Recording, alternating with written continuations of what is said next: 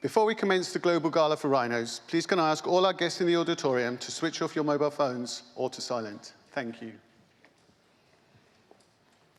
Ambassador, ladies and gentlemen, it is my great pleasure to welcome you to the Global Gala for Rhinos on this World Rhino Day. To open our event, would you please welcome to the stage His Excellency Ambassador Kiari Kamera, Deputy Head of Mission at the Kenya High Commission.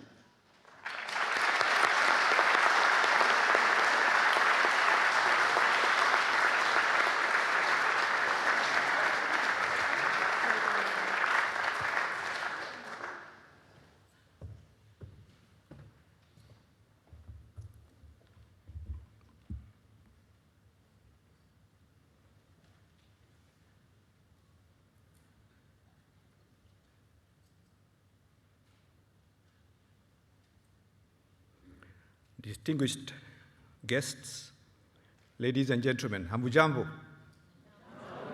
Hamujambo tena? That is Swahili. It means, how are you? I'm greatly honored and pleased to be with you on this auspicious occasion.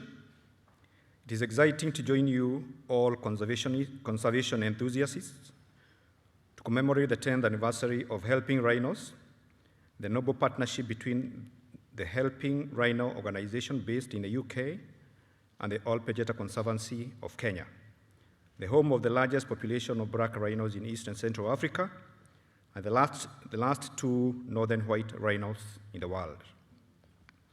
First and foremost, I wish to underscore that the government of Kenya has undertaken deliberate efforts to set up institutions and to strengthen human capacity, mandated with a critical role of wildlife conservation, human-wildlife conflict management, creation of conservation awareness, resource mobilization, management of wildfires, wildlife translocation, wildlife census, species and ecosystem monitoring, veterinary services, and enhancement of wildlife security.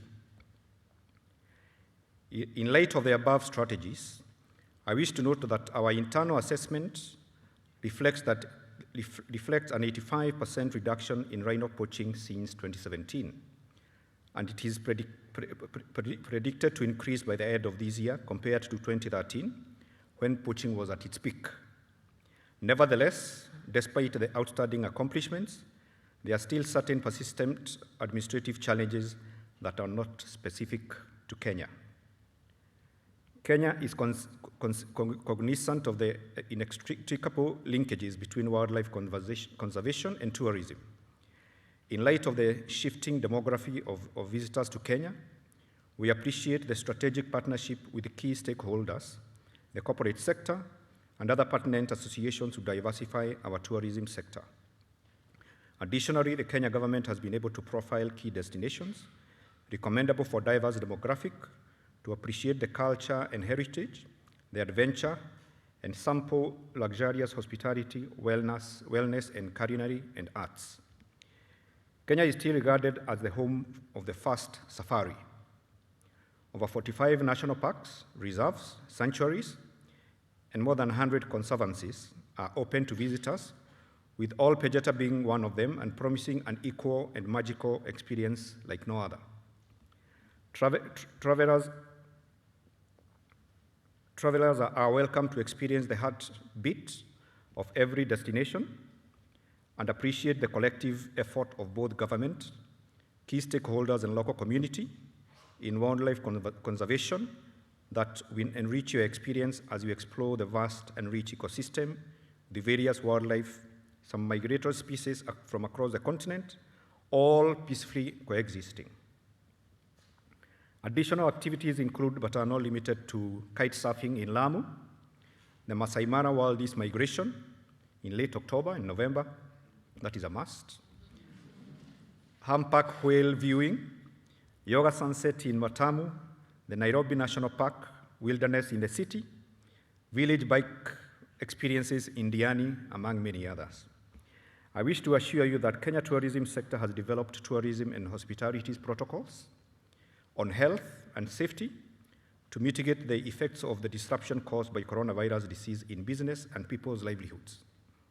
Actors in the tourism sector have therefore, through adoption of these protocols, taken the responsibility of ensuring that destination Kenya is safe travel destination. In addition, to reassure you of Kenyans' general tranquility, peace and security post the 22 general elections, in contrast to previous election cycles. In conclusion, I wish to note that there exist so many pockets of paradise in Kenya. Therefore, if you are thinking of a safari, then you are thinking of magical Kenya. Karibu and welcome to the magic. Asanteni sana.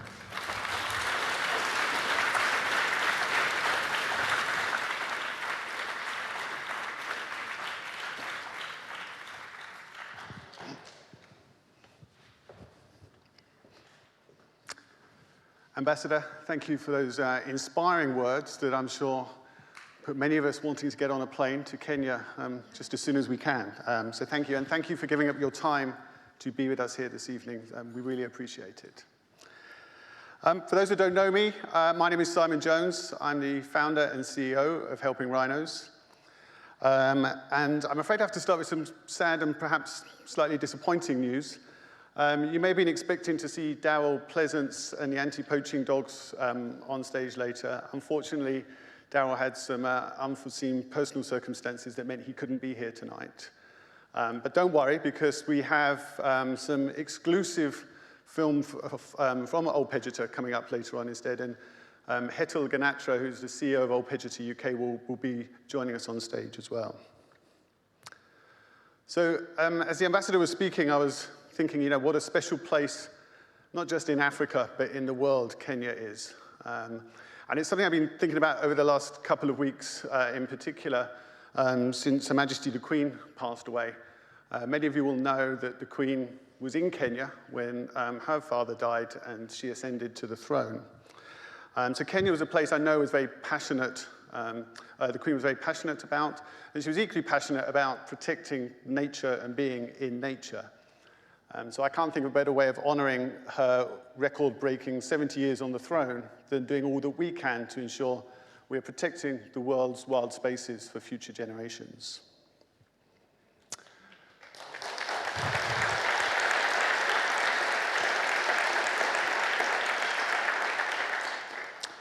Now, as I stand here today, it's hard to believe that it's over 10 years since the rhino Tandy was poached. So Tandy was a rhino who I'd met 2 years previously at the Kareka Game Reserve in South Africa. And it was that incident that made me think enough was enough, and I needed to do something to help protect these amazing, majestic animals. So for the next section of the event, what I'd like to do is play a film for you, which is looking back at the first 10 years of Helping Rhinos and looking forward to what our goals and our vision are for the future of rhinos and for all wildlife on our planet. So enjoy the film.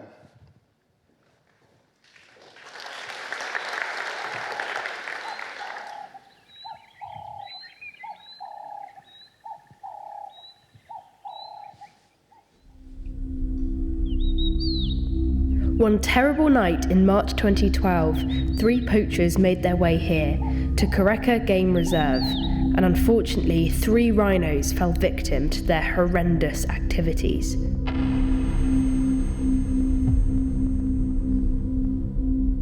The first male was found dead, the second died 24 days later. Leaving just one female who was actually found on the very spot that I'm standing now. Nobody thought she would survive. Her injuries were so severe, and yet 10 years on, she's not only thriving, but she's mothered 4 calves as well. What an incredible thing that is. But utterly heartbreaking was that footage, which spread all around the world. And Simon Jones from the UK, who had previously volunteered here on the reserve, was so gut-wrenched by what he saw that he knew he had to do something. So he set up Helping Rhinos to help protect these animals forevermore. I had a kind of a passion for wanting to get involved with wildlife in their natural habitat and protecting that, and you know, the rhino has always been close to my heart. We started from a blank piece of paper, really, not quite knowing what direction Helping Rhinos would go in, and yet here we are a decade later We've raised over £2.25 million. We've got headquartered offices in the UK, we've got offices in the US and now in the Netherlands as well. I'm incredibly proud of what we've achieved and, most importantly, what we've managed to do to help keep rhinos safe and protected in their natural habitat.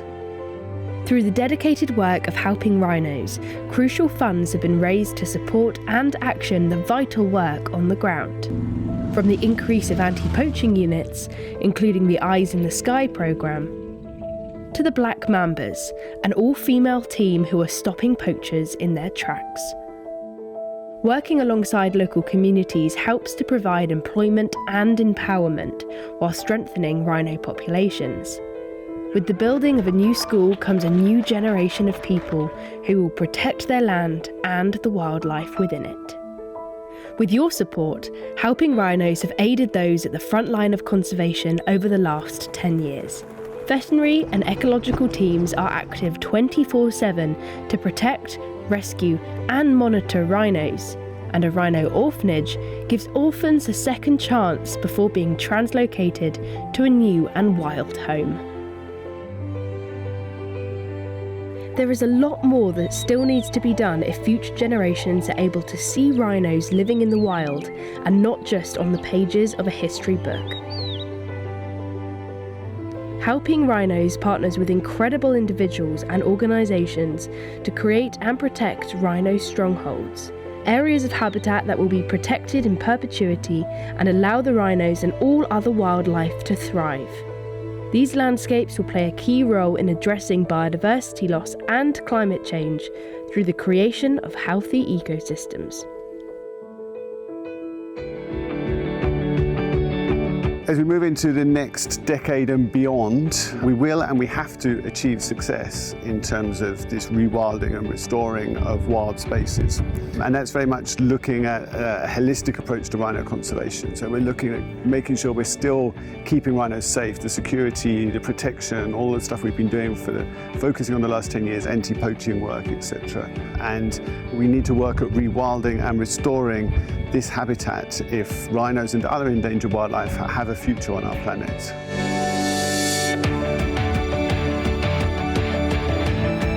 It's clear to see just how much success Helping Rhinos have had over the last 10 years. It's difficult to say exactly the number of rhinos that have directly benefited, but I think it's easy to say there's been quite a few. And whilst it's important that we look back and reflect on the past and realise how far we've come, it's really critical that we look forward to the future as we think about projects involving range expansion and rhino strongholds. Together we can and will make a difference so that orphans like Leko have a safe future. Get involved and show your support by visiting our website.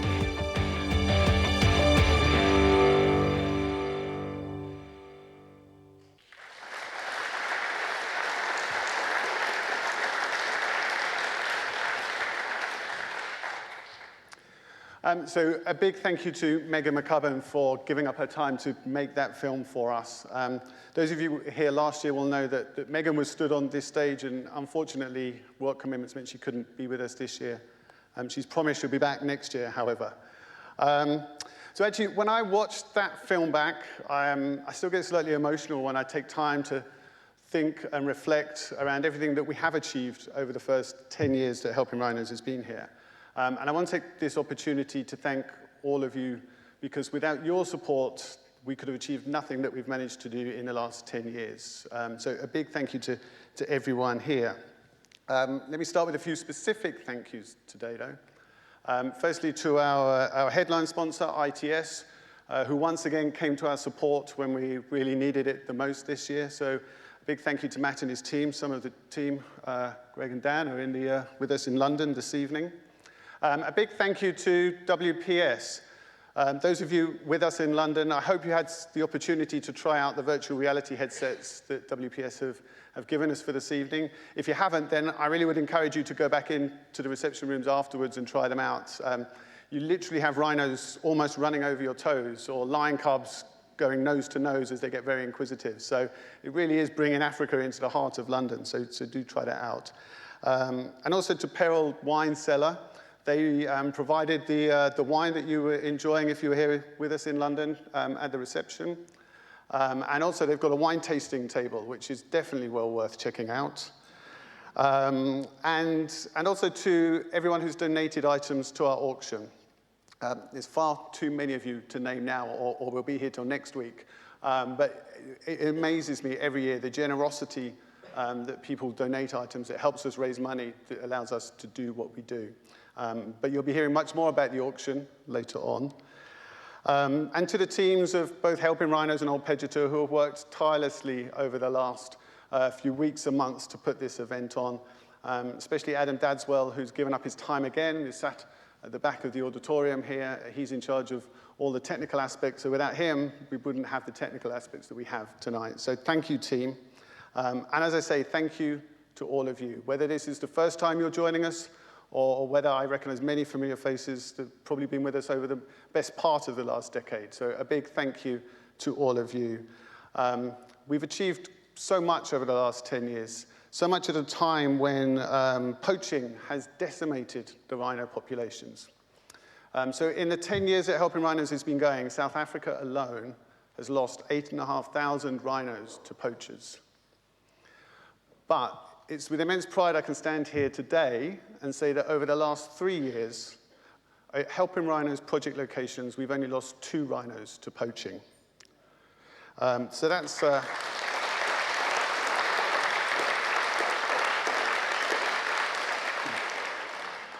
Thank you. Yeah, it's a statement that makes me very proud, and as our supporters, I hope it makes you equally proud. So we've proved that we can achieve success, but there's an awful lot more to do before we can stand here and say that the rhino is safe. A recent report published by IUCN and Traffic really highlighted the fact that now is not the time we can afford to take our foot off the pedal. That report was looking at the population of rhinos between 2018 and the start of 2021. And amazingly, because I just give you the stat about our projects, but actually the global rhino population is in decline. So that means over that period of time, there were less rhinos living on our planet in their natural habitat than there were just a couple of years beforehand. And take the white rhino, for example. The white rhinos, the most numerous rhino species left on our planet, their population decreased by 12% over that period. Okay, the Sumatran rhino decreased by 13%, making it the Sumatran now the least number of rhinos of any species that there are left on the planet. So you don't have to be a mathematician to be able to work out that that trend is just not sustainable if we want to keep having rhinos surviving in our world.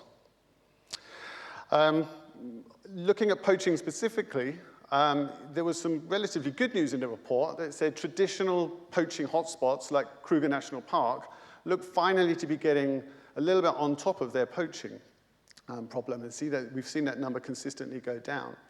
But personally, what worries me is we're just seeing that problem move from one location to another. So KwaZulu-Natal in South Africa, in the first 6 months of last year, lost 33 rhinos to poaching. In the first 6 months of this year, they lost 133. So that's a 400% increase that is putting KwaZulu-Natal now on track to have their worst ever year for poaching. But it isn't just poaching. Loss of habitat is as big a threat to the future of rhino. Now, personally, I think that's an even bigger threat than poaching as we look forward. So, you take in Africa, for example, we're chopping down 4 million hectares of forest every single year. So if we put that into perspective, it's the equivalent of 5.5 million football pitches of pristine wildlife habitat that we are losing every single year. And that's just on the African continent. So it sounds all very doom and gloom, and it highlights that there is still so much more that we have to do. But we've proved that together we can, and we have achieved success. As I said earlier, our concerted conservation efforts are delivering results in some areas. So I talked about the white rhino and a 12% decrease in population. The other African species, the black rhino, has actually increased its population over that period of time. So their numbers now have gone from 5,495 up to 6,192. So it proves that we can have success, and that if we have concerted focus and we work together, as Helping Rhinos and Old Pejeta have been doing for the last 10 years, then we can achieve success.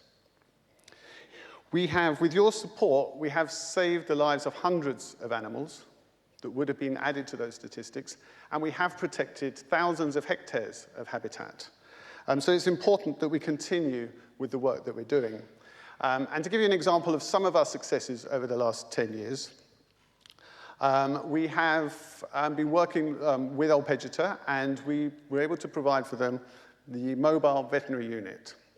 Now, that vehicle, we saw a glimpse of it on the film earlier, so that vehicle was completely funded and kitted out by those of you that attended our 2018 event, as well as a generous contribution from the Jean Sainsbury Animal Welfare Trust and our patron, Karen Lawrence Rowe. So we were able to provide that vehicle that is not only saving lives of wildlife on Old Pejeta, but it's also going to work in the local communities and treating domestic animals. So it's building bridges between wildlife conservation, our conservancies, and the local communities. As well as some of our work with Old Pejeta, we also fund the Eyes in the Sky program. So we fund local pilot Siseko Mainji. He takes his plane up and is a visual deterrent to poachers, and more recently we've been focusing a lot more on state-of-the-art drone technology as well. And I heard the R's earlier. Our Rhino orphanage, Zululand Rhino Orphanage, we've rescued 14 rhinos that would have died because their mums, most of the mums would have been poached. Some of them was due to drought, that they couldn't feed the calves. And of those rescued, 11 have now been returned to the wild. So that's a fantastic statistic.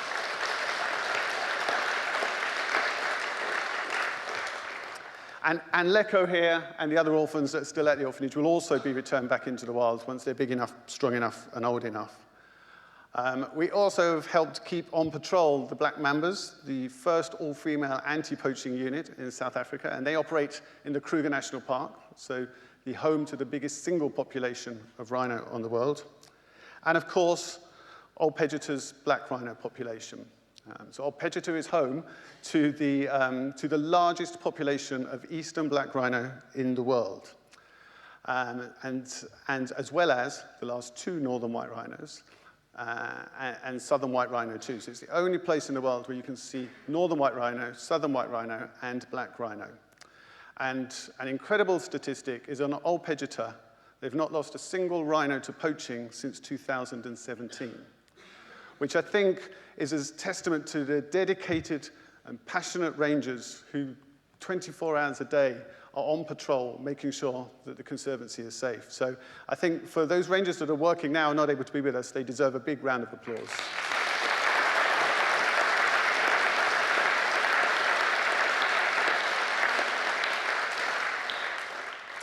Now, from the bottom of my heart, I'm absolutely delighted that we can share with you, whether you're here in London or you're joining us from around the world watching online, or if you're watching even on replay, our 10-year celebrations today. But the most important part of this Global Gala for Rhinos is the fact that we're trying to raise funds that allows us to continue our work with Old Pejeta in the field. Now, I truly understand that these are difficult times that we're living in, and it's affecting all of us in one way or another. But please, my appeal tonight is please dig as deep as you possibly can to help us, help rhinos, to help our planet, and to create a future. Now, the good news is that we've made it very easy for you to part with your money this evening. We have a live auction, and Jonty Herden will be with us later. Jonty, thank you for giving up your time for us again this evening. So we have some amazing art, and you can see the 3 pieces of art behind me here in the live auction. I'm thrilled that we're supported again by Karen Lawrence Rowe and her piece here, and Gary Hodges, whose piece is on the end there. Gary and Lawrence are long-time contributors for us. And as you'll see later, Karen's actually work that she's donated to us has helped raise over £83,000 to conservation. So I think Karen deserves a big round of applause as well.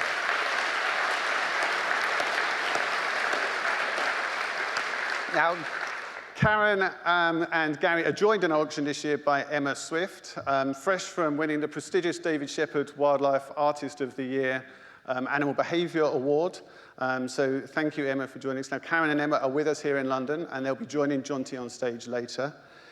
Gary sends his apologies. He's currently in Brazil getting inspiration for future pieces of artwork. He told me he was going to try and change his flights, but I think he failed. So in addition to our live auction, we're also running a silent auction at the moment. Now we have some amazing pieces. For those of you in London, you may have seen many of them in the reception rooms at the back. It's very easy to take part, whether you're here in London or whether you're watching around the world. Many of you will be familiar with QR codes. You should be able to see on your screens now. There's a few examples of the art and a QR code, which is that black and white checkered box. You simply take your phone out, turn the camera on, point it at the QR code, click the little button that will say open in browser or open in Chrome, and it'll open up and take you straight to our auction site. And there you'll be able to browse all of the items. And if you are watching around the world and you're interested in bidding in the live auction items, then I'd urge you to log on as soon as possible, because you will need to register. And I'd hate you to miss the opportunity to go home with some of our live auction items when I know you'll really want to. Now, the live auction closes at 9:30 on Sunday, so if you've got a bit of time to go and look at that and make your bids before then. Now, as well as all these amazing auction items, we're also running a prize draw. Now, for me, I find this incredibly exciting. For just £10, you can have the opportunity to name your own baby rhino on Old Pejeta, home of the biggest population of eastern black rhino in the world. So imagine how special that would be. So for me, I'm not allowed to enter, unfortunately, or I would definitely be entering a few times. But we didn't stop there. As well as naming your own baby rhino, we added the opportunity to go on safari at Old Pejeta and have the opportunity to go and try and find the rhino, your rhino, that you named. So it's £10 to enter, so for £10, all of that. But we will be drawing the prize draw about 8:15 UK time on the stage here. So you haven't got long, so please get ordering now. We also, if you're in London, we have many stands for you to go and browse and have a look around. We'd love to talk to you about how your support can help us continue our work for the next 10 years and beyond. So please do take the opportunity to come and talk to us. Now, this isn't just the 10th year of helping rhinos. As I mentioned earlier, it's also the 10th year of our partnership with Old Pejeta.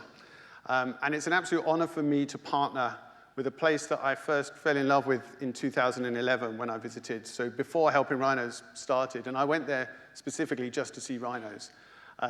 And I can promise you it's the best place in the world to go and see rhinos.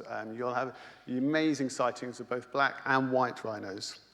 And I'm incredibly proud to stand here today and say, over the years, we've raised over £500,000 to support the critical work of Old Pejeta, keeping their black rhinos safe, and also the groundbreaking scientific research being done to try and bring the northern white rhinos back from the brink of extinction. And in a little bit, you'll hear more from Professor Thomas Hildebrandt, who's the project lead of the biorescue program, looking at that sort of how do we use IVF to try and bring northern white rhinos back from the brink. So many of you will know that over the years I've shared this stage with Richard Vine, the CEO of Old Pejeta. So you also may know Richard moved on to new challenges last year. So I'm delighted that Old Pejeta's new CEO, Justin Heath, is going to be talking to us very shortly. Justin couldn't be with us in London, unfortunately. But by the power of technology, he will soon be appearing on your screens. And I'm really looking forward to getting to know Justin even better and continue to work with him and his team over the next 10 years and beyond. So next I'm going to play a short film, and thanks again to Megan for helping us out with that film. So a short film focusing just on our partnership with Old Pejeta, and then immediately after that, Justin will appear on your screens and give you all the latest news from Old Pejeta. So I'll close now and say a big thank you, wherever you are watching us, whether it's here in London or from, I hear we have many countries tuned in from around the world. So a big thank you. Enjoy the rest of World Rhino Day and enjoy the rest of the Global Gala for Rhinos.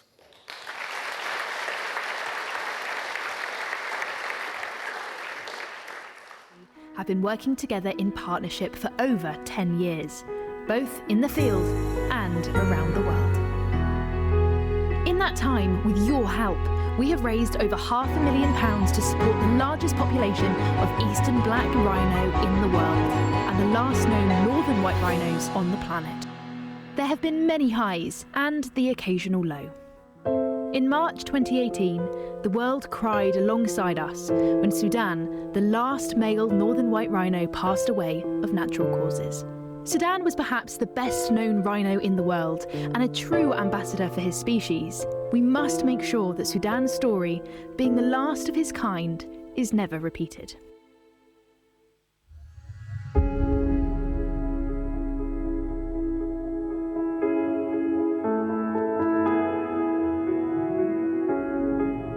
Biorescue is a conservation project from a totally new dimension. Such approach was never done. We have to be so radical implementing stem cell technology and extremely advanced assisted reproduction because we have only 2 females left and both females are infertile. So it is really impossible to use a classical conservation approach because practically the northern white rhino is extinct.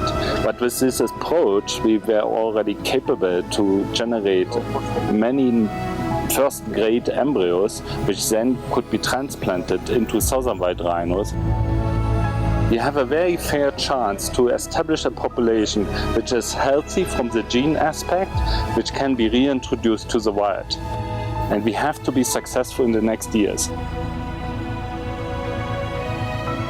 As well as Najin and Fatu, Old Pejeta is home to 160 critically endangered black rhino and 41 southern white rhino.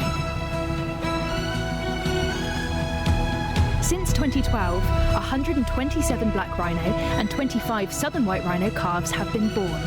They have not lost a single rhino to poachers since 2017, and you have played your part in making that possible.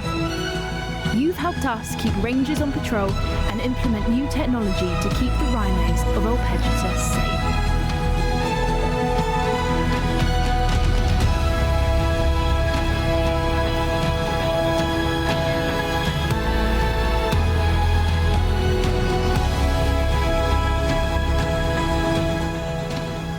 Through your adoptions, we have supported the anti-poaching dogs. I was in year 2012, and that time we have 3 dogs. Now we have more than 9 dogs. Like these dogs are doing great work, especially inside here and outside the wild. So they have reduced poaching. We work together with the Kenya government, especially Kenya Wildlife Service and the Kenya Police. Yeah, we have a lot of arrests using the dogs. Within this year, we have more than 5 raping cases and murder cases. Cattle theft, we have more than 6 cases. And we've also purchased and kitted out the Old Pejeta mobile veterinary unit. We are pleased that helping rhinos raise funds to purchase a veterinary vehicle, we have been able to reach more than 500 animals that required emergency veterinary care and others that required routine wildlife management practices, including elephant, the rhino, both black and white, including the northern white rhino.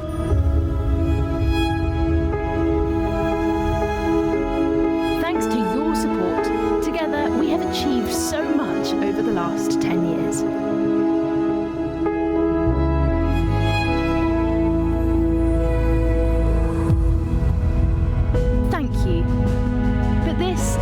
Just the beginning. Rhinos still face a very real threat from poachers, but there is another threat that is just as big: the destruction of their habitat. Old Pejeta is part of the Lycopia-wide program to create more land for wildlife, and in particular, the black rhino. The Mutara Conservation Area is key to the long-term success of the black rhino breeding program on Old Pejeta. We are losing more and more land that was historically wildlife areas. At the moment, Old Pejeta, we are way past our carrying capacity. It's becoming evident that we need more space for these rhinos. Mutara Conservation Area is quite ideal. We have 2 corridors from Old Pejeta Conservancy that wildlife moves straight from there to Mutara Conservation Area. This expansion project is really important because it ensures that the black rhinos thrive, not only now but also in the coming years.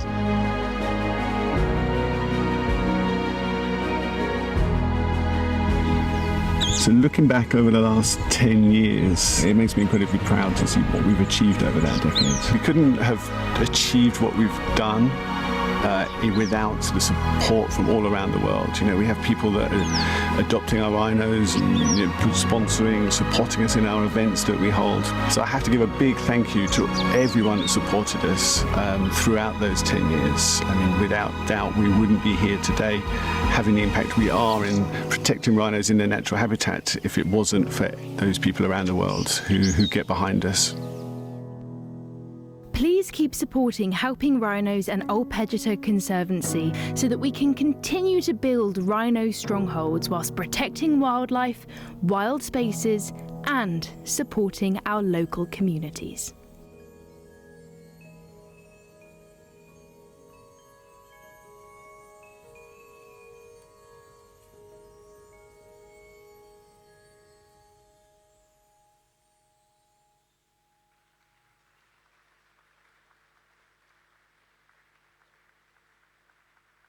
Well, good evening, and thank you for attending the Global Gala for Rhinos. My name is Justin Heath. I'm the CEO of Old Pejeta. I'm sorry I couldn't be with you tonight in London, but here we are on Old Pejeta.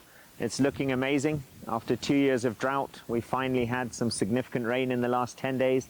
There's a lovely green flush, and we're all smiling a lot more. So I hope it's a great evening for you all. I am delighted to be a new member of the Old Pejeta team. My background is in conservation and commerce. I spent many, many years in North and South America building a business there. But when my kids were born, I decided it was time to come home and make a difference here. And I don't think there's any better place than Old Pejeta to make that difference. In the last 10 years, they've had some fantastic accomplishments. Right now, the black rhino population is the biggest single population in East and Central Africa. We're at 162 animals. We've also had 14 births this year. Our buffalo population has increased from 1,500 to 4,000. Our lion population from 34 to 87. And a lot of that is thanks to you and your generosity and your donations. So thank you very, very much for what you've sent from England to us here in Kenya. And your donations do make a big difference. The last 2 years have been some of our hardest years in our 100-year-old history. And prior to COVID, we were making about 70% of our income through tourism. That dried up overnight, and a combination of your generosity and our cash reserves pulled us through, and we're now rebuilding, trying to get back on a firmer footing. Tourism has bounced back, but we've definitely got an interim period where we're going to need all the help we can get as we reset. So thank you for being there, and thank you for everything you've done for us in the past. I hope you don't mind if we take another minute just to look at what's next, using the lens of conservation and community, which is at the core of who we are and what we do.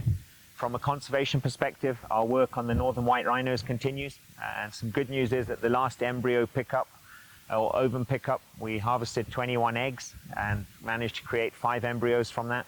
We're exceptionally lucky to work with cutting-edge scientists, institutions all over Europe, and the Old Pejeta and KWS teams. So that has continued to go from strength to strength.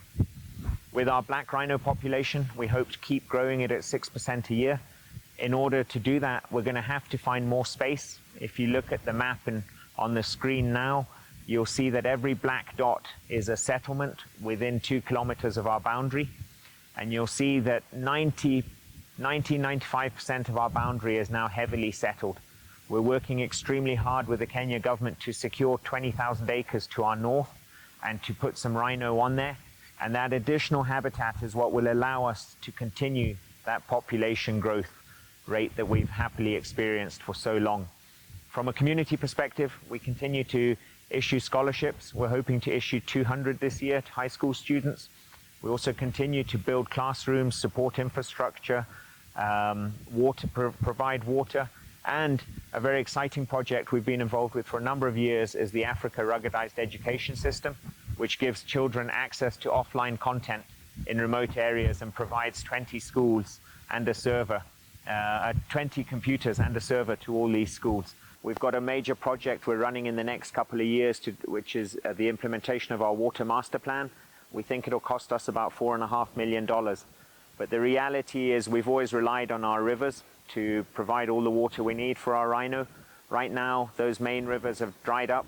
They dried up in March and April and May. March, April, May this year. They dried up again in July, August. They'll flow now for a short while with this rain, but then they're going to dry again. And without water, we can't conserve anything. So a major priority for us going forward is securing the infrastructure, securing all our rainwater catchment, and making sure that we're able to keep doing our good work by providing the most basic of everything all life on Earth needs, which is water. So some really exciting projects continuing for us. And in 10 years' time, we hope that we will have continued to have a significant impact as we have had in the past. So please enjoy your evening. Thank you for listening. And when you get a chance, please come and visit us because this place truly is spectacular. Thank you.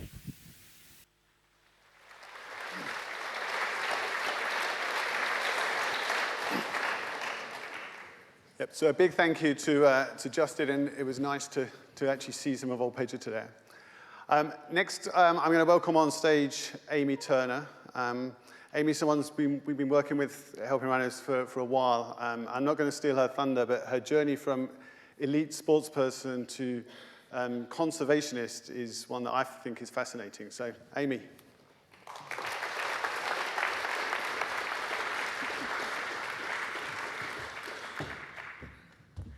Simon, thank you very much for that introduction. It is an absolute pleasure to be here tonight. The previous speakers and incredible films have highlighted the effectiveness of frontline conservation and the phenomenal individuals involved.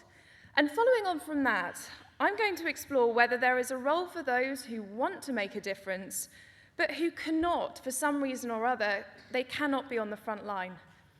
So before I go on, as Simon mentioned, I'm a former Team GB athlete and represented Great Britain for 7 years as a sprint kayaker. A couple of years ago, I moved over to the corporate world, and I now work for a large telecommunications company. I won't tell you the name at the very real risk of being slightly heckled about a dodgy mobile phone bill. But joking aside, I'm very fortunate that the company has a very forward-looking attitude to planetary challenges, and one part of my role is using technology for good through the United Nations Young Innovator Programme. But my contribution to conservation really all started when I co-founded a conservation podcast called This Wildlife in 2020. And unusually, this idea came to me during my athletic days. Now, elite sport really is a little bit like the Hunger Games. And as an attempt to beat my competitors, I used to analyse and try and learn from individuals who seemed to be thriving in unique and sometimes harsh environments. And somehow I found myself reading about those protecting our planet. And through this process, it was absolutely clear that the attitudes and approaches by those on the front line of conservation were absolutely world-class. In fact, when I came across a story about the all-female anti-poaching unit, the Black Mambas in South Africa, not only did I think they could teach the British Olympic team a thing or two about dealing with high-pressured and sometimes unexpected scenarios, but there are also clear similarities between their relatively fast ranger training programme and the renowned British Olympic process of talent acceleration that got me into kayaking in the first place. And given the exceptional nature of these stories, it was obvious that they needed a wider audience. And I wanted to try and make a small difference by creating a conservation-specific podcast.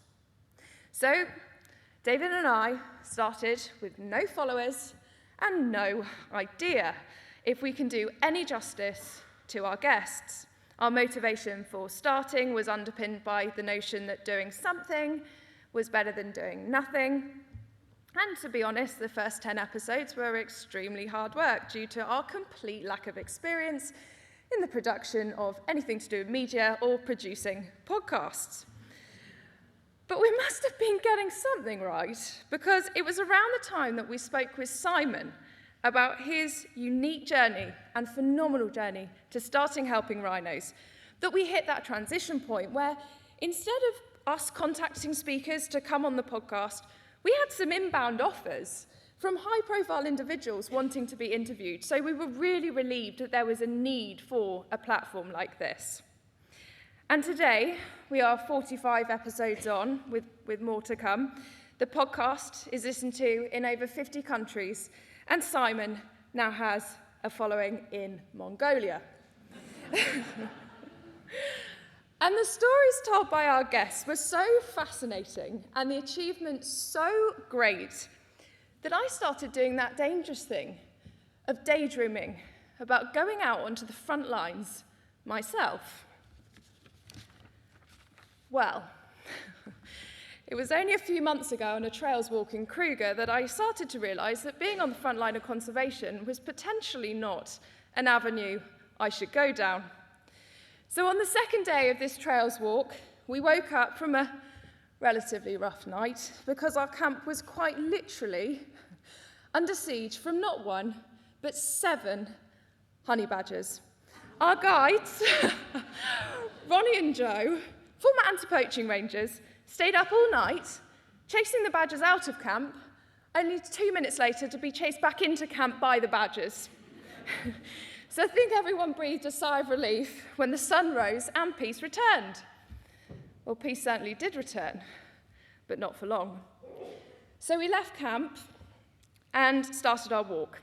And from the viewpoint of a copy, we saw an extremely large and vocal elephant herd running up and down a dry riverbed. And Ronnie said that they were probably being chased by a bull elephant, and they weren't overly impressed about this. But in the same breath, Ronnie also mentioned that we were going to cross over the dry riverbed, albeit much further up, away from the elephants. It's going to be absolutely fine. Well, to cut a long story short, 30 minutes later, we reached the dry riverbed, scrambled down the incredibly steep bank, and within seconds of stepping onto the sand, it soon became apparent that we had absolutely skirted around the female elephant herd, but we had also successfully intercepted the culprit of the chaos that morning, because standing there, 4 meters up, on the other side of the riverbank, was the biggest bull elephant I have ever seen. And when this clearly unimpressed bull elephant decided to join us in the narrow, dry riverbed, the mantra, "Whatever you do, don't run," that I had been repeating round and round in my head was instantly replaced with, "Run, and for God's sake, don't be the slowest." Now, in my darkest days of being an athlete, I often wondered what my training was for. But having managed to successfully break the land speed record up the side of the riverbank that day, I can honestly say that the fruits of my labour were worth every painful minute.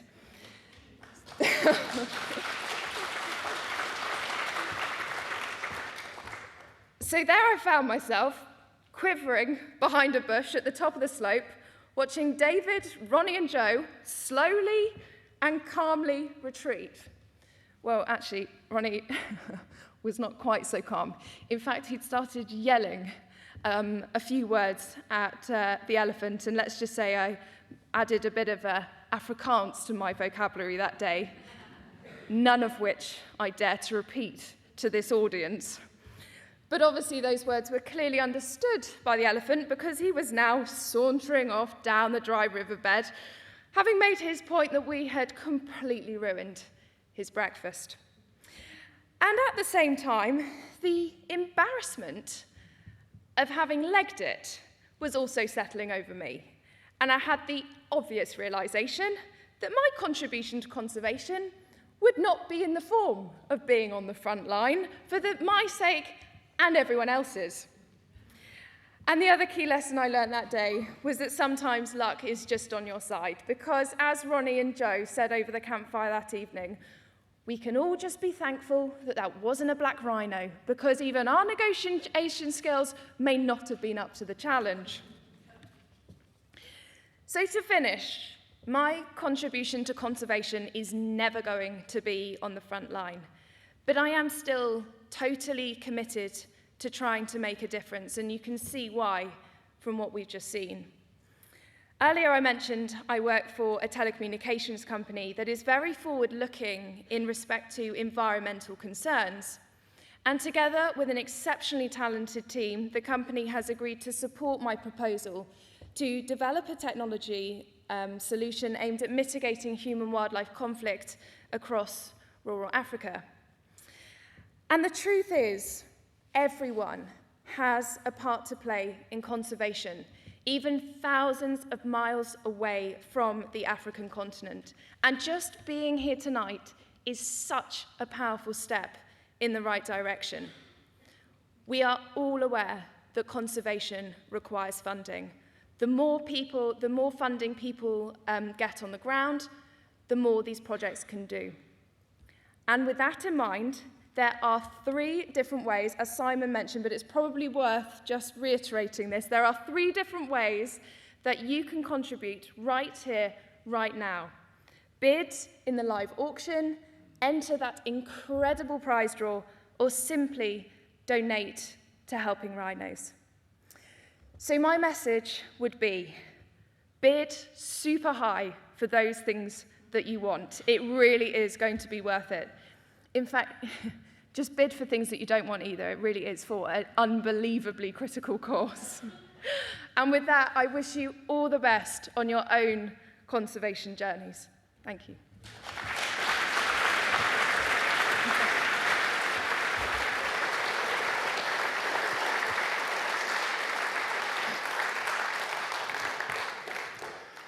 Amy, thank you. That was fascinating to hear your tales of elephants, and probably lucky it wasn't rhinos. I know. But I wanted to take this opportunity to make a very special announcement. So I mentioned Amy's been working with us for a number of years on various different aspects. And so tonight I'm thrilled to announce that Amy is our latest ambassador to Helping Rhinos. So welcome to the team, Amy. Thank you so much. It's a real privilege.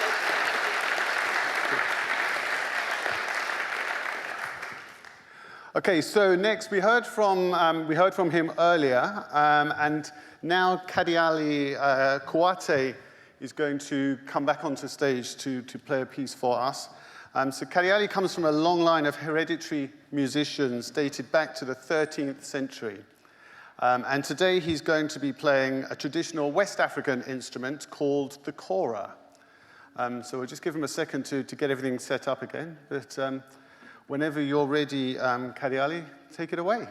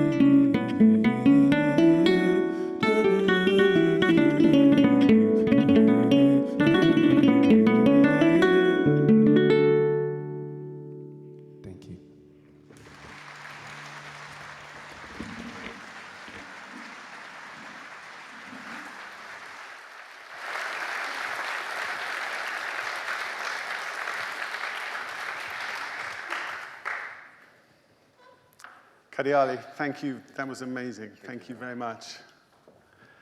And I should take this opportunity to say a big thank you to Jessica Danheiser as well, who introduced us to Kariali and had him playing as you came in this evening, and then that amazing piece. Okay, we've talked a lot about the funds we need to raise. Should we have a look and see how much we've raised so far? Let's have a look at our first totalizer of the evening, if we can. Whoa.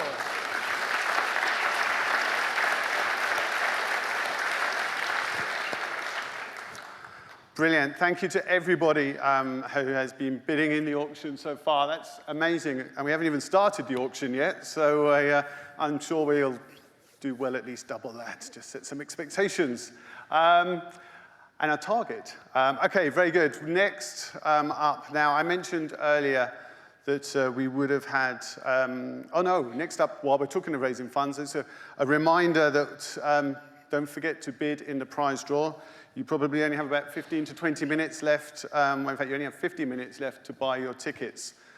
So get buying them now if you're wanting to have a chance of winning that chance to name a baby rhino and go on safari. Now, in case you weren't here earlier and you missed it, unfortunately, Darryl Pleasance and his anti-poaching dogs can't be with us this evening. But I am excited to share with you featuring Samuel Mutisia, who is the head of wildlife conservation on Old Pejeta. This amazing film that really showcases the work of Old Pejeta and everything that we're trying to raise funds for. So please enjoy this overview of Old Pejeta.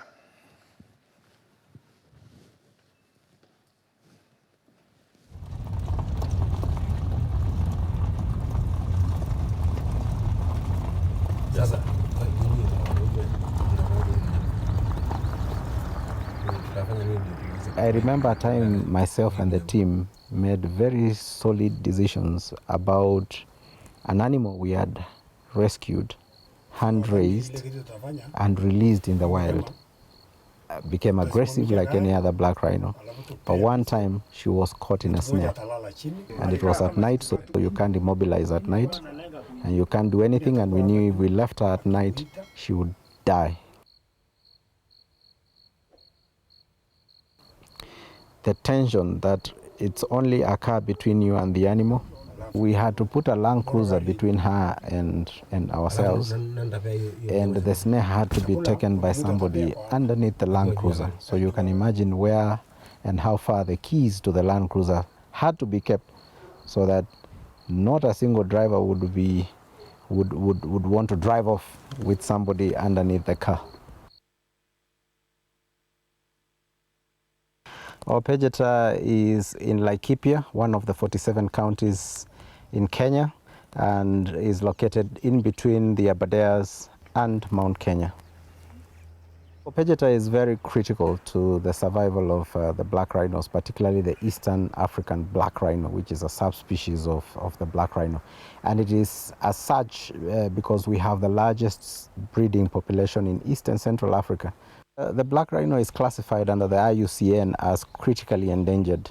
And actually the drivers of loss for the black rhino are sort of the same across Africa. And in Kenya in particular, the years between 1970, 60, 70, we had about 20,000 strong. But by the close of 1980s, 1990, we had less than 400 left, which represents a 98% decline. So you can imagine 20,000 to 400. And that was actually as a result of almost industrial scale kind of hunting and poaching. I think the biggest fallacy that has existed and that driven the population downwards is the fact that it has medicinal value in it. There is no medicine in it, there's no value in that. And we know very well that the rhino horn is made of keratin. It's basically like your hairs bunched together, fingernails, and so on and so forth. And so around about 1989 is when the government made the decision to consolidate this population to enhance its breeding performance and protection, to curb the wanton killing and hunting and poaching. And actually that was the turnaround for rhino conservation in Kenya.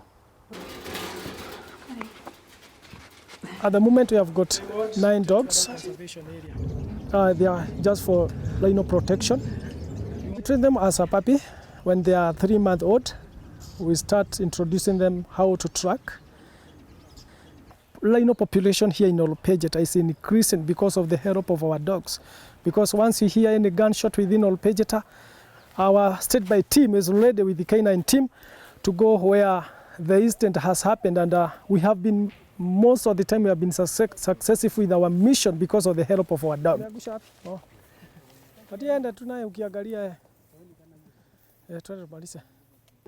The recovery program for the northern white rhino was highly hinged or dependent on the fact that Nine and Fatu were going to reproduce naturally. They were brought to Kenya for the purposes of recovering the species.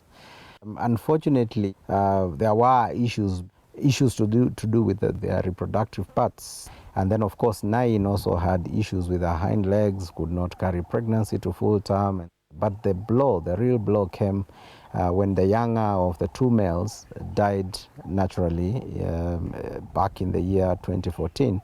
And then we were left with Sudan, who was by that time almost, actually probably slightly past 40, which means it was too old, and so could not naturally mate with the 2 females. So that meant that actually, as much as Sudan was available, it was almost the end of the species. For Sudan, I was the main caretaker of him. He started feeling a lot of pain, and we tried as much as we could to do medication on him, but he didn't respond well. Sudan had arthritis, and we instituted treatment for that arthritis up to the point where could not allow him to walk anymore, and we made the decision to euthanize him, put him to sleep. It was really a sad news by the time when he was euthanized. It really shook the whole world, and we all grieved. He was so friend to many people worldwide. And so the death of Sudan also, who had become part of our lives, part of the caregivers' lives on a day-to-day basis, was symbolic of many things. The end of the line for that particular species, it was quite emotional, emotive. And it gave us an opportunity for some reflections on what really we need to do as a society in as far as protecting wildlife is concerned. Do we need to allow another species, for example, the black rhino, to also undergo the same kind of thing? Old Pejeta is fenced. It's got 120 kilometers of solar-powered electric fence. One of the things that I think is critical for us as Old Pejeta is to ensure that the reciting intervals of the rhinos is very high. We need to see every rhino within a space of 3 to 4 days. So what we are doing here is just a bit of brief, and we'll get from the commander in charge to deploy us in various locations tonight. Yeah. Others will be south, north, west, in various locations. But me and my comrade over there will go to the northern white bomber. Yes, in Glosia, that is. Yeah. It's we who are protecting the only 2 standing northern white rhinos. So it's kind of a privilege. We watch them from a distance to make sure that we don't interfere. We are one fraternity, to make sure that we advocate, we are the voice for the voiceless animals, to make sure that our animals and vegetation, they're in good. I think generally the Conservancy benefits quite a lot as a result of choosing the black rhino as the flagship species. The intensity of monitoring also benefits other wildlife, because these rangers, as much as they are deployed to protect rhinos, they are equally monitoring and managing other populations of wildlife. We have recovery program not only for the rhinos, such as the northern white rhino recovery program or the black rhino recovery program, but we have other species that are equally endangered. It's important actually not to operate in isolation, but rather in unison. You can actually undertake other commercial or other activities that are geared towards revenue generation for the purposes of redeployment in community development or conservation without necessarily harming the system. And by so doing, you become relevant both to the system, to the government, and to the communities. Majority of the workforce that we have in the Conservancy come from the local communities. So they are our suppliers. But at the same time also, we recognize that any breach of fence by some of these rogue wildlife, a few individuals among them, causes human-wildlife conflict. And so sometimes our existence is also a threat to their livelihood. So you realize that then we've got to work closely with them to ensure that any breach of fence, for example, does not damage. When we are working together, we are stronger. We are both a learning point. We are an education center creating awareness of the plight facing some of the species, the need to conserve environment. We are also a leisure destination. We have accommodation facilities here on Old Pejeta, vibrant and very nice. We have species that can only be said to be unique to this country. We host a chimp sanctuary, and we are the only ones in Kenya that have such a facility. We hold the largest Boran genetics, which is a very special hardy type of cattle that is able to utilize very rank grass and convert that to beef efficiently. We are attractive to the government because, unlike most other conservation areas, we are still also chipping in both to food security from wheat farming as well as taxes. There is a passion and a form of relationship that develops between the caregivers, caretakers, protection teams of the rhino and other species that is, as I said, beyond just salary. Because when you look at what it takes sometimes to protect them, there's a little bit of an extra thing that you have to do than the call of duty. Lola, Lola, Lola, Lola. The first thing we did was to call out their name, and the ears pricked, and I knew we've got her. And we used one of our favorite delicacies back then, which is lucerne. We beat it downwind so she could smell it, and suddenly her behavior changed. It's on a lot of relying on your hunch and teamwork and coordination. And I believe we saved her life.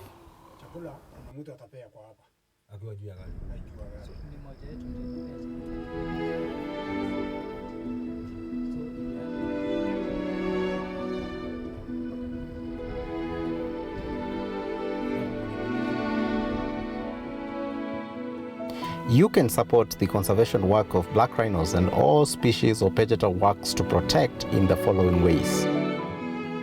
Come join us and visit Old Pejeta Conservancy, where you can view the largest population of the endangered black rhinos in Africa, the last two northern white rhinos, along with the big five. We are open all year round with daily game drives, restaurants, and overnight stays. You can also support us with a donation and help us ensure no other species are lost forever.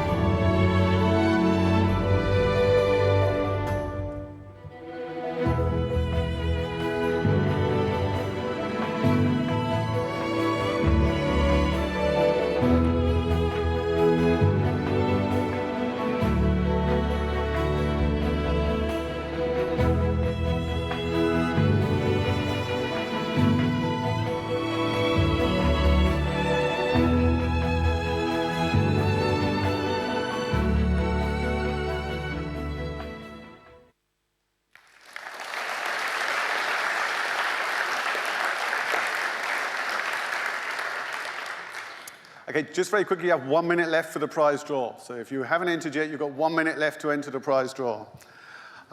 Okay, so I'm joined on stage now by Hetal Ganatra, who is the CEO of Old Pejeta here in the UK. So Hetal, welcome to Global Gala for Rhinos. Thank you very much, Simon. Thank you for hosting this event and also for inviting me on stage today. I'd also like to say that we couldn't be more grateful to everyone who has made the journey to come here in person and also for joining us online from wherever you are in the globe. We're very grateful, and I hope you're enjoying the evening. So Hetal, how, sorry, I cut off your applause there.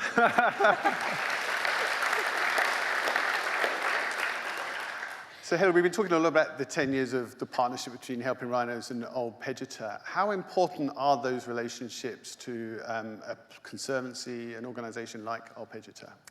I'm going to start with a little bit of a story because it's very, very important to us. Old Pejeta introduced about 20 black rhinos in the early 1990s, and we heard Samuel talk about how the population had decreased in the 80s. So it was a turning point for us at that point. 3 decades on, we have now, going a bit further than what we saw on the screen there, 165 black rhinos, 43 southern white rhinos, and the 2 last northern white rhinos on the planet. We started with 20,000 acres, we're now at 90,000 acres. And 3 decades it took us to get there, but actually you've joined us as Helping Rhinos and all of you over the last decade. So that partnership is very important to us. And I think together we can do a lot more, and there is a lot more to do. Cool. I think, yeah, together we must dream and imagine what the next 30 years will look like and what we will have achieved then. So Hetal, we hear a lot about climate change. You know, we experience these extreme weather conditions. Now I know Old Pejeta has been suffering from a severe drought for the last few years, but share with us a little bit more around what those sort of extreme weather conditions, these sort of droughts really mean on the ground at Old Pejeta.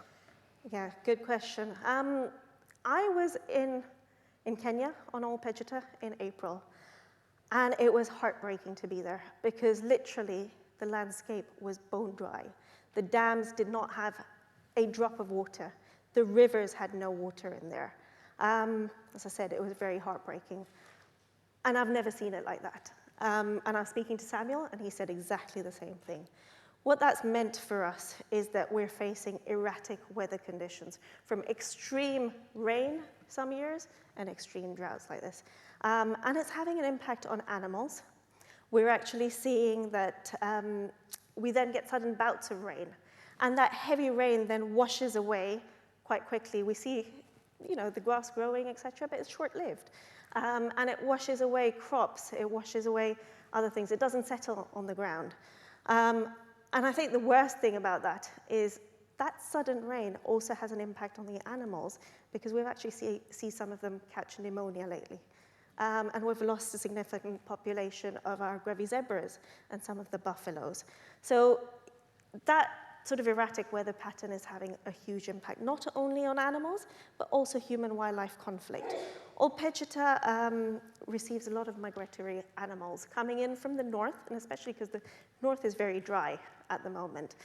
So the elephants migrate into Old Pejeta, where we have water troughs, and then from there they move on to other parts, and that basically means going into the communities and looking for food, water, and destroying crops.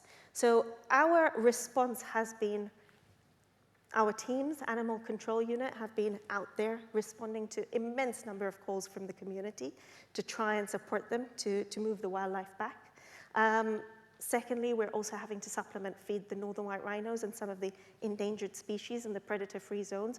You probably saw from the video with Samuel there, it was very dry. There was hardly any grass, and they need to receive supplementary feeding. So what are we going to do? In the short term, we'll have to continue doing that, supplementary feeding, supporting the communities, trying to find ways to deter animals from entering into communities. Our borehole pumps are overworking. As a result, they're breaking down, so repair works, fence repairs, etc. But in the long term, we heard Justin say as well, we're actually developing a water master plan, which is looking at water resource management, catchment areas, more dams. We're also looking at natural resource management because we rely on diesel generators, but we're trying to solarize the conservancy completely as well. Plant more trees, sequester more carbon, all sorts of different initiatives. Cool. Yeah. Okay. It's interesting, isn't it? I think it's just a classic example of what we're seeing and hearing, I think, throughout the world.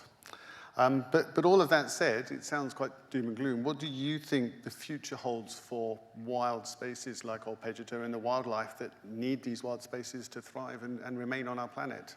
Absolutely. I think we're all seeing this, and that nature and wild spaces are important for all life on Earth. And if I think about Old Pejeta, we're a rhino conservation organization. Whilst we have the big five, we have everything else, we are rhino conservation. When you do rhino conservation, you're conserving an umbrella species. What that basically means is that you are conserving everything under it. So that means developing habitats, developing ecosystems that enable us to, or enable all species to thrive, from the small little beetles or the big ants to the fauna and flora all across. And that's really important, and I think we've got to understand that we've got to keep doing this.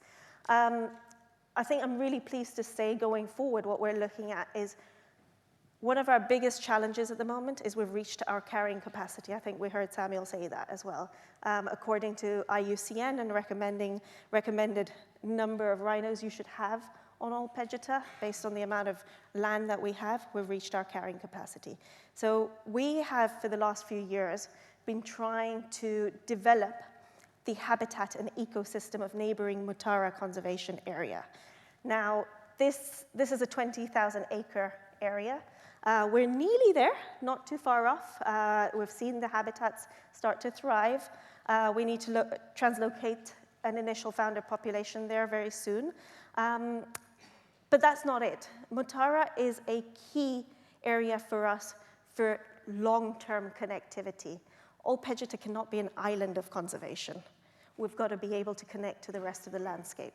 Mutara, as we saw from the map on Justin's video, is the only place we can connect to the rest of the landscape. So it's a key strategic piece for us. And why is it important for connectivity? Is because those elephants need to move. If we confine them to just Old Pejeta, would probably destroy all the trees there. So animals need to migrate across the land. We're working very closely with all the community and private conservancies within Laikipia through the Laikipia Conservancies Association. So there's about 22 conservancies that have come together to try and align our missions and our goals, and to ensure that we work with them to be relevant to the county, to the community, and to Kenya as well. Yeah, so I think, the positive is there's lots we're doing, and there's a lot we can do together. So continue supporting us so that we can achieve a lot more. Ethel, thank you. Thank you.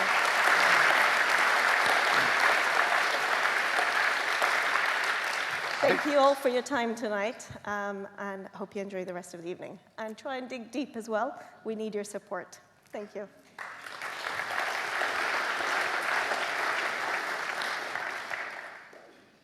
Ethel, thank you. Right, I'm going to move swiftly on. We are running a few minutes late, but not as late as we have done in the past, so I'll take that as a positive. But I'm going to ask Jonty to come up on the stage now, and we're going to draw the prize draw, and then we're going to get straight into the auction. So if you're watching online and you are interested in the live auction, now is your chance to, again, go onto our live auction site and make sure that you've registered and you're ready to bid. So, Jonty, welcome. Thank you very much. Very nice to be here again. And welcome to all of you. It's so nice to see so many faces. And welcome you looking on your tablets or your smartphones or your computers around the world. It's so important that you've joined us as well. So everyone's welcome. So Simon, tell us about this prize draw that we're about you're about to pull out the hat, or this your tablet hat. My tablet hat. Yes. Well, that was the plan, Jonty. We've practiced this so many times. And right on cue, my iPad's frozen. Your iPad's frozen, okay. So I'm now looking for some help from somebody who also has access to this at the moment. Could you believe it? Where's Victoria? Victoria? Victoria, you in the back end of the system? Luckily, yeah. we had a plan B in mind. We do need a hat, don't we, really? Perhaps we do. Anyway, while Simon's doing that, perhaps I can just let you focus a wee bit on the live auction lots. We've got 3 fabulous pieces of art, which Simon's talked about, but we've also got 3 safari experiences as well to sell. 2 or most of them, if not all of them, have been uniquely put together for tonight. So I hope that you guys in the room and also out there in the ether joining us wants to bid. Now, if you wanted to bid, we're back in the room, are we, Simon? That's good. If you want to bid, Victoria, it's fine. Particularly those of you wanting to bid that are not here in London or not here in this room, it's really important that you log on, and we've got all your details before you can bid. I also want to stress as well that if you are bidding online, we really want you to bid online. I don't want to sell it to everybody in this room. I want to sell it to you guys as well, is the fact that there's a bit of a delay. There's a bit of a time delay. So Simon and I will probably do a dance act or something in between the bids being taken. So also forgive me in the room, but it's so important, it's so important that I raise as much money as possible in these 6 fabulous lots. So Simon, are we ready? We are ready. I'm going to press the button, and the button is pressed. The wheel is turning. I have a name. We have a name. And the winner of the prize draw to name your own baby rhino and a trip to safari is Charles Graham. Charles.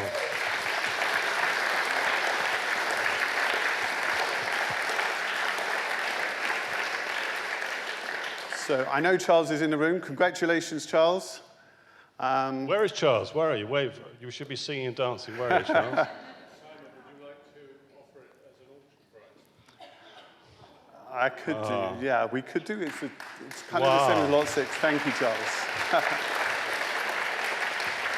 Simon, could you stand up? We want to give you a massive round of applause. Please stand up, Simon. Charles. Charles, sorry. Charles. Thank you so much. Well, should we get on and sell that straight away? Can we do that? Let's do it. Before we run anything else? So that probably excludes those folk on tablets, so just bear with us just a second. But explain to everyone in the room that maybe not have bid on this lot. Can we explain clearly what I'm going to sell? Okay, so what this is there's 2 elements to this then. Yeah. So the first thing is you get to name your own baby rhino. So we've heard a lot about the rhino population on Old Pejeta. This is you get your chance to choose a name that rhino will have for the rest of its life. Yeah. And you get a chance to go and stay at Old Pejeta. It does exclude international travel, I should just say, but it's your chance to go and stay at Old Pejeta and have a chance to go and look for your baby rhino. On top of that, you get all of the else that you get in terms of what an amazing safari experience on Old Pejeta is. Fantastic. Thank you so much. That's brilliant. Right. Well, who will give me a couple of grand for this lot? How many people will go? It's 2 people. Is it 2 people to go? 2 people on a 3-night safari. 3-night safari. Who will bid me £2,000 for this? £2,000 straight away. Thank you very much. At 2,000. Is it 2.5 from anyone? This is worth an awful lot more than that. £2,000 only for the lady in the middle. Is it 2.5 at the back? Thank you very much. 2.5. 3,000. 3,000. 3.5. 3.5. 4,000. 3.5 only at 3,500. 4,000. Surely it's got to be worth 4,000.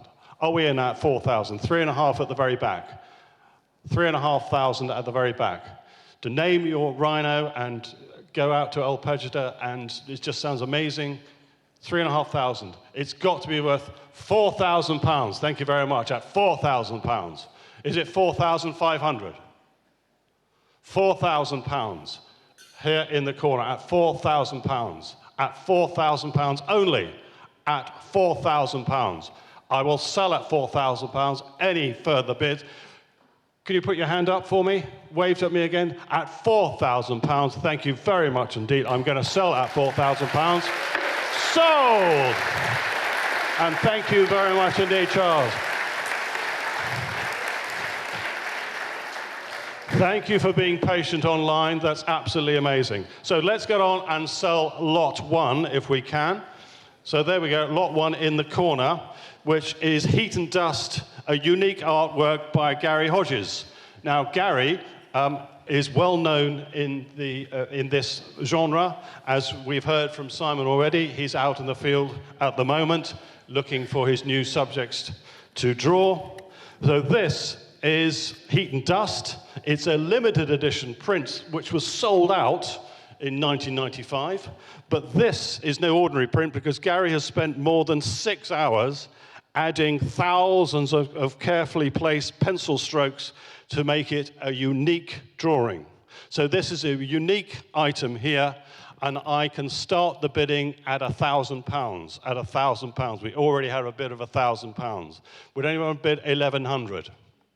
£1,100. Who will bid me £1,100? I have a bid of £1,000 already, £1,000. Who will give me 1,100 for this?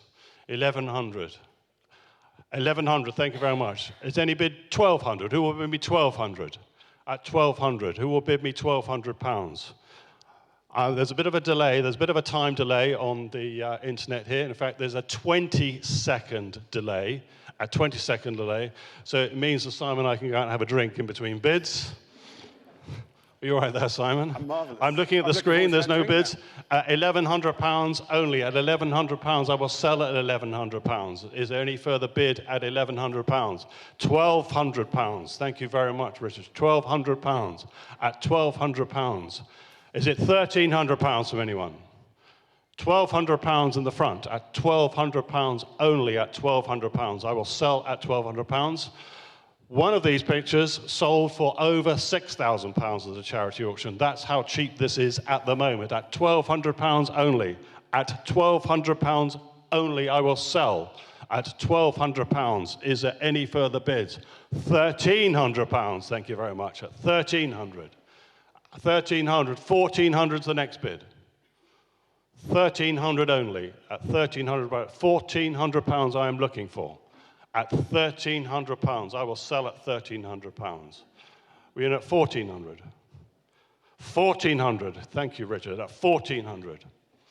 Is it £1,500? £1,400 in the front, at £1,400. I will sell at £1,400. Is any further bids? At £1,400. 15, that's more like it, at 15. You obviously know one another, so you can have a fight. £1,400. £1,500, Richard, at £1,500.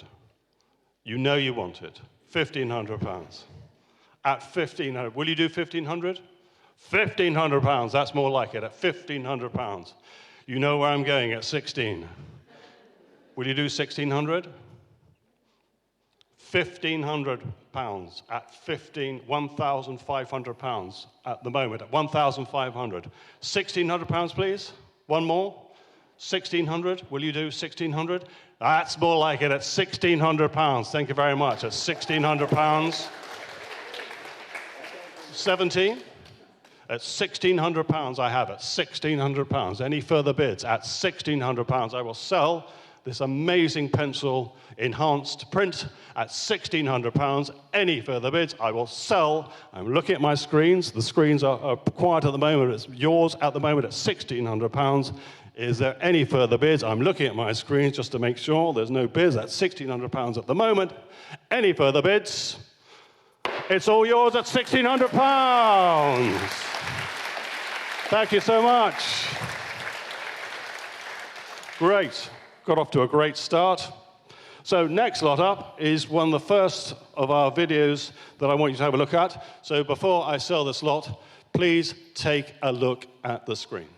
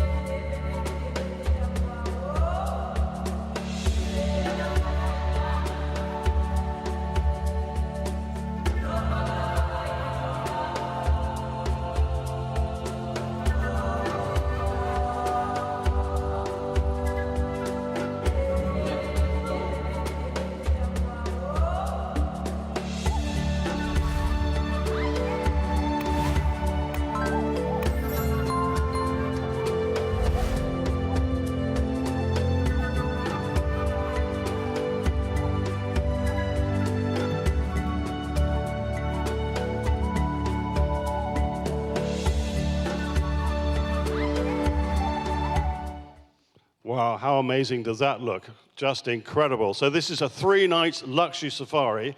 Now, Simon, this is a new part of Old Pejeta, this It's reserve. a new camp. It's the newest camp. It only opened in June of this year, so it's only just opened. And it's very exclusive as well, It's very exclusive. I think I'm right to say, Hedl, it's one of the most exclusive camps on Old Pejeta, right? So, by Abercrombie and Kent. I mean, Old Pejeta's phenomenal, I have to say, but if you take this particular camp as well, it just adds something different to that as well, on top of all the other amazing things like seeing the northern white rhinos that you'll be able to do. Sounds incredible. So all your meals are included, meals and drinks. You've got 2 daily shared game activities. Guests will also have the opportunity to visit the last, of course, 2 northern white rhinos. And the lucky winners can either enjoy riding horses with rhinos or being shown how the Old Pejeta Canine Dog Unit works as well. So there's a lot of unique experiences out there for you guys, the ones that win this fabulous lot. So this is for 3 nights, safari for 2. All you got to do is get yourselves out there. And also, this is for a very short, limited period of time as well. So this is from October to June of next year only. And that's the only time that we can offer this fabulous lot for you. So it's for the next 10 months only that you can use this lot. So this is for 3 nights. So who will bid me £3,000 for this lot? Who will bid me £3,000? It's got to be worth £3,000. We're straight in at 3,000. Thank you very much. At £3,000. Is it 3.5 from anyone? £3,000 only at £3,000. Is it 3,500 from anyone? £3,000. 3,500. Thank you very much. At 3,500. Is it 4,000? It's got to be worth 4,000. If you bid 3,000, it's got to be worth 4,000. Shall I make it 3.8 for you? Let's make it 3.8. Let's make it cheap for you. 3.8. Who will bid me 4,000? Who will bid me 4,000? It's yours at the moment. You're off to Kenya at the moment. How exciting is that? At £3,800. At £3,800. At 3,000, I will sell at £3,800. Let me just check that I can sell it. I can sell it just at £3,800. I can just sneak you in there at 3,008. Who will bid me £4,000? Who will bid me £4,000 for this amazing experience? £4,000 I'm looking for. At 3,008, I will sell at £3,800. Is there any further bids? I'm looking at the screens. The screens are quiet at the moment. That means you and I are off to the pub while we wait for the screens to change. But it's yours at 3,800. Any further bids? At 3,800 pounds. I will sell at 3,800 pounds. She's looking very excited. At 3,800 pounds. Any further bids? You're off to Kenya. Congratulations. Next lot, would you please welcome to the stage the incredibly talented, the artist Emma Swift. Emma, please come up to the stage.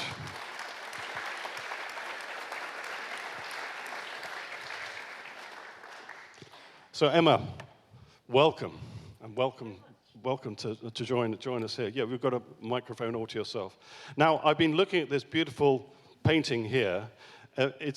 It's absolutely stunning. I love the vibrancy of colors, you know, the combination of, we've got 3 very contrasting pictures here, but this for me really sort of stands out because of its extraordinary color. Is this something that you're used to working in this colorway, or is it something that you've chosen specially for this particular picture? No, I always, somehow, color just seems to find its way into my paintings. So okay. I always set out to paint the kind of grey rhino, or the grey elephant, but somehow the colours just, I get too excited, and the colours just creep in, and I'm many miles away from Africa, but I'm just so inspired by the country and the warmth and the animals that I think somehow the colour just creeps in. I don't know, it just seems to happen. So the subject matter is that we've got the 2 remaining northern white rhinos. Yes. But I think snuck in the background, is that Sudan at the background there? That is Sudan at the back. And I think it can be quite overwhelming, the whole story about what's happening to the rhinos, and especially these two girls who are the remaining northern white rhinos. But the legacy of the whole story, I didn't want to get caught up in the sadness. It's kind of about the legacy, and it's about the hope, and it's about the wonderful work that Old Pejeta are doing. So I've included Sudan. It seemed cruel to leave him out, because he's so much part of the story. So I've included the trees, which are kind of in the logo of Old Pejeta. And I've also included the monkeys, which I've never been to Old Pejeta one day, but watching videos on social media and keeping track of all the things that are going on at Old Pejeta, it's, I just saw these little monkeys, opportunistic, and just pinching the odd carrot here and there, and everything's part of it. So whether it's including birds or monkeys, it's like a whole story that goes on. It's not just the key.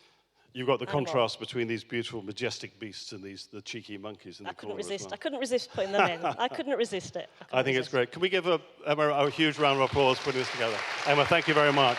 Thank you. I'll take that from you. Thank you very much. So, here we go. What's it worth? £3,000-4,000? Who will give me £1,500 to start off with? Who will be £1,500 for this beautiful picture? £1,500.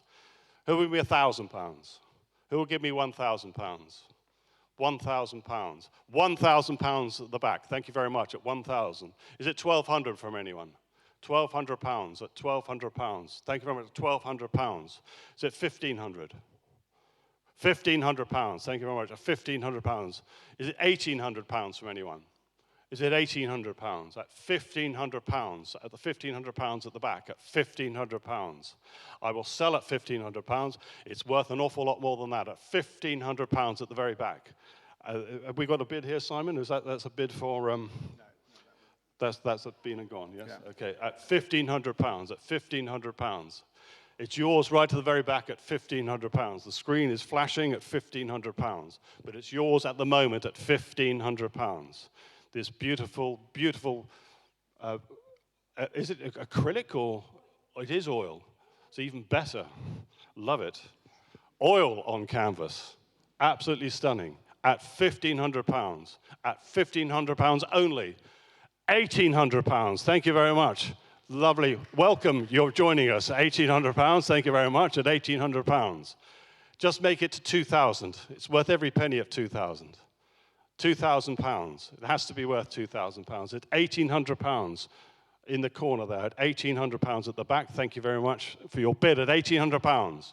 It's got to be worth £2,000. Was it £1,800 at the moment? I will sell at £1,800. Is there any further bid? At £1,800, £2,000 will be the next bid. At £1,800, I will therefore sell at £1,800. We've got already, I've got another bid of come in at £1,800. You're too late, so if you can go up to 2,000, if you're on screen there, if you can bid £2,000, you're in. I have a bid at £1,800. So I think we'll just wait to see whether we can get you up to 2,000. Not that I don't want you to get the picture, but at the moment, it's yours in the corner at £1,800. I'm looking for a bid on the screen here. If you are wanting to bid online, I'm looking for £2,000. I'm looking for, where are we? Bridget Goldfarb. We've got £1,800 in the room. So I guess if Bridget Goldfarb wants to bid yes, 2,000... it's Bridget. If you want to bid 2,000, I'm waiting for you to up your bid to 2,000 if I can. I'm sorry that I'm waiting for the pause, but this is the delay that we have. This is shown, this is broadcast right around the world, so we've got a 20-second delay for people to bid. So, Bridget, are you up there for 2,000? I'm looking at my screen. Bridget, can you do £2,000? Yeah, she's bid 2,000. She's bid 2,000? £2,000 we have. Technology works. 2-2. 2-2 in the room at 2002. Bridget, 2-4 we want. 2-2 at the moment. Thank you very much at 2-2. 2-4 is the next bid, Bridget. Will you do 2-4? 2-4 we're looking for, Bridget. Get those fingers tapping away on your tablet as speedily as possible. 2-4, please, Bridget. It's 2-2 at the moment in the room, at 2,200. Is it coming up on your screen there, Simon? Yep. Not yet. Not yet. Bridget, we're waiting for you at 2,200. 2-4 is the next bid. Anyone in the room want to bid 2,400? Anybody really want to bid at 2,400? It's 2-2 at the moment in the corner. I will sell, therefore, at 2,200. Is there any further bid at 2,200? I'm selling at 2,200. Any further bids? I'm looking at my screen. It's all yours at 2,200. Thank you very much.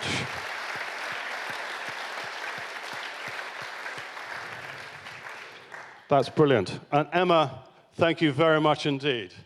That's really, really lovely. Emma, thank you very much. Next lot is an immersive conservation experience for 1 week for 2 people at Old Pejeta Conservancy. So Simon, this is not sitting in a deck chair with a gin and tonic in hand. This is something completely different, isn't it? Well, you might sit in a deck chair, gin and tonic in hand, but this is all about getting your hands dirty. Yeah. It's very different to the other safari experiences we've been talking about tonight, John T. This is where you go and stay at the stables camp lodge at Old Pejeta, and you actually go out, as you can see with some of these pictures, you actually go out with the rangers. You actually go and get your hands dirty in the Northern White Rhino enclosure as the rangers put them out in the morning. You actually go and help out on the reserve doing conservation projects. So it's for anyone who wants to experience what goes on in terms of making a conservancy run and operate and getting involved in it. I have to say, that was back in 2010 how I first started getting involved in conservation, was doing one of these type of experiences. Yeah. So, and I have 2 sons who've done exactly this, so I've got some sense of how exciting it was, and they came back sort of buzzing, completely buzzing. And it's so important for all of us to get our hands, to see it in real life, and it's an amazing opportunity. So this is a fantastic opportunity. This is for 2 people for a week to help out in the conservation projects at Old Pejeta. So who will bid me, well, we'll start with this, £3,000. Who will bid me £3,000? Any bid at £3,000? Thank you very much. At £3,000 it is. At £3,000. Is it 3.5 for anyone? Let me just have a look at 3.5. At 3.5. I've got 4-1. I've got 4-1. 4-1. All right. 4.5 is the next bid. Who will bid me 4.5? At 4.5 is the next bid. I will sell at 4,000. I will sell at 4,000. I will sell. 4.5. 4.5. 4,500. Is it 5 from anyone? 5,000. 5,000. Would anybody bid 5,000? Richard, do you want to get your hands dirty? At £5,000, I'm looking. 5,000. 5,000! Whoa! Wow. Amazing, at 5,000. And I think I've actually got another bid here at, is that right, at 5,000 as well? We've got 2 bids? Or we just got the 1 bid at the moment at 5,000? I'm just going to check with you. No, that's just... okay. Just... At 5,000. At 5,000. No, sorry, we have got 2. You're right, we have got 2. I'll just confirm that with you. Yeah. So I can sell this, therefore I can sell it twice, would that be? You can sell it twice. I can sell it twice at 5,000. If no one else wants to go higher. Unless somebody else wants to bid, I might be able to sell this twice so we can raise instantly £10,000. How exciting would that be? How exciting would that be? Would anyone like to bid up at £5,000? Who would like to bid at £5,000? Is it 5.5 from anyone? 5.5 is the next bid. I've got 2 bids, therefore. I'm corrected, I'm at 2 bids at £5,000. That means we can raise £10,000 on 1 lot. How exciting would that be? Is anybody wanting to bid before I bang the hammer down at £5,500? Any want to bid? Your Excellency, you just twitched your ear there. That was... £5,500. I'm going to sell at £5,000 twice. Any further bids, I'm going to sell, because this is really exciting, at £5,000 for 2, which is like 4 people to go out for a week's experience at £5,000. I'm going to sell any further bids. We have just raised £10,000. How about that? Very good, very good. Well done. How exciting is that? That's really wonderful. So, next lot is a very, very special lot. She's a very special friend or ambassador to this charity. Before we do, please take a look at the video.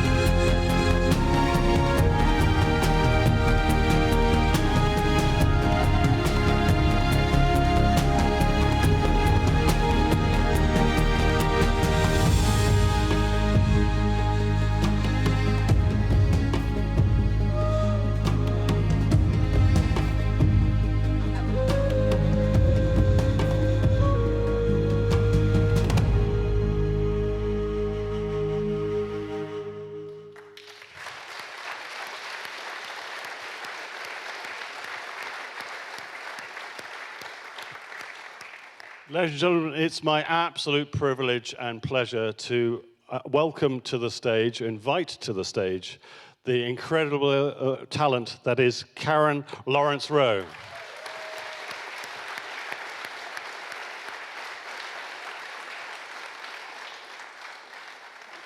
Great to see you, Karen. It's been a long time. So it's been 3 years since we've last seen you here? Yes, I think it has. Wow. I've been stuck in Africa or COVID. And again, it's been my privilege to sell some of your fantastic works that you've kindly donated to this great cause. And we've now learned that you've raised in excess of £80,000, which is an amazing feat, ladies and gentlemen, amazing feat. Even that surprised me when I heard that. But I think the story of this picture that you've painted here is incredible. Tell me about this. Can you delve a little bit more into the depth of the removal of the rhino and what that meant to you And was that an emotional thing to do? Well, it was, and this is probably one of the more difficult rhino paintings I've ever attempted. First of all, because painting a sunrise or a sunset is always a really dangerous thing, because sometimes they can look really naff. Hope it's okay. But it was I think that Federico's photograph was so astounding that you saw.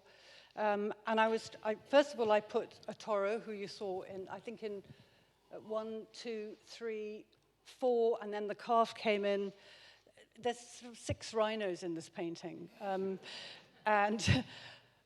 But when I got to the black rhino, and it was standing there, just one rhino, first of all, the title came to me. It was like, the painting is called One.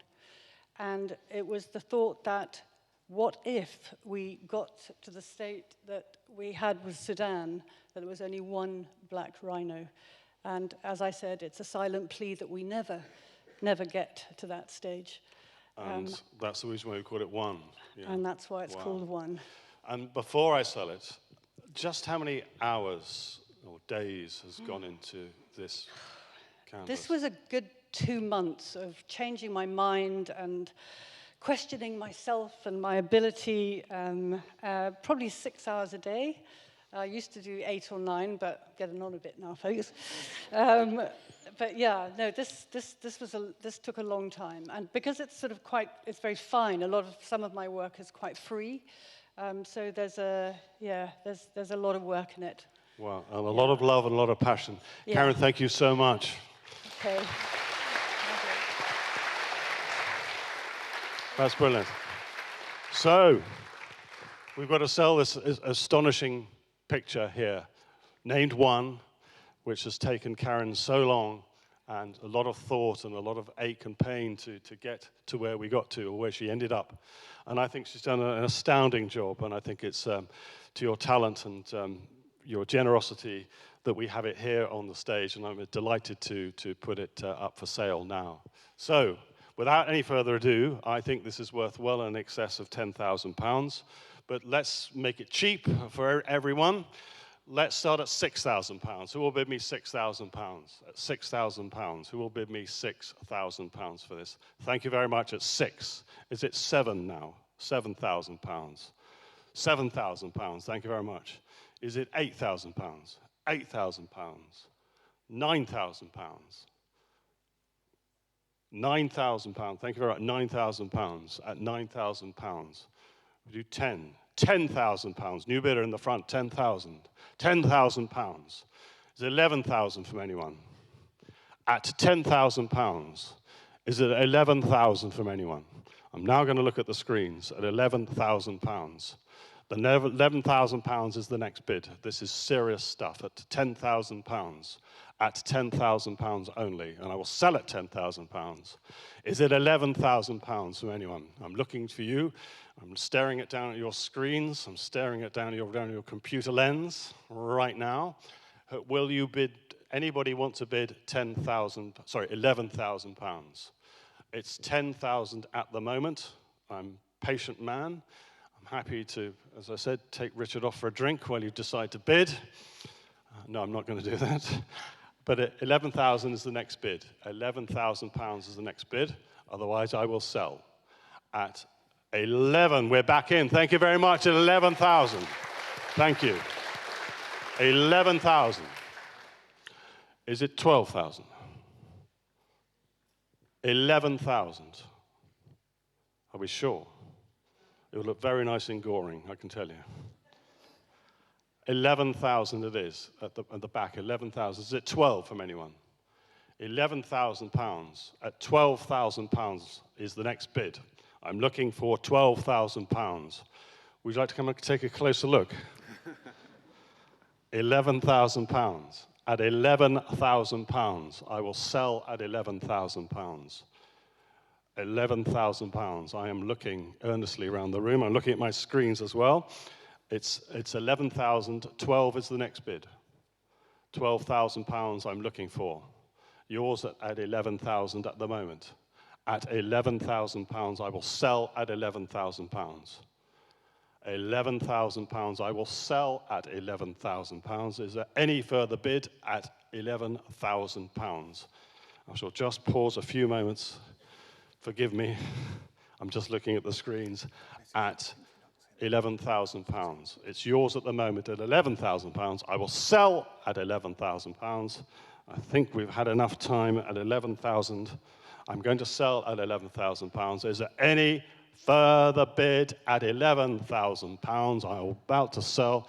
Are we sure? Are we very sure? It's £11,000 at the moment. Are we sure? Are we convinced? £11,000. I will sell at £11,000. Any further bids? It's all yours at 11,000. Congratulations. Woo!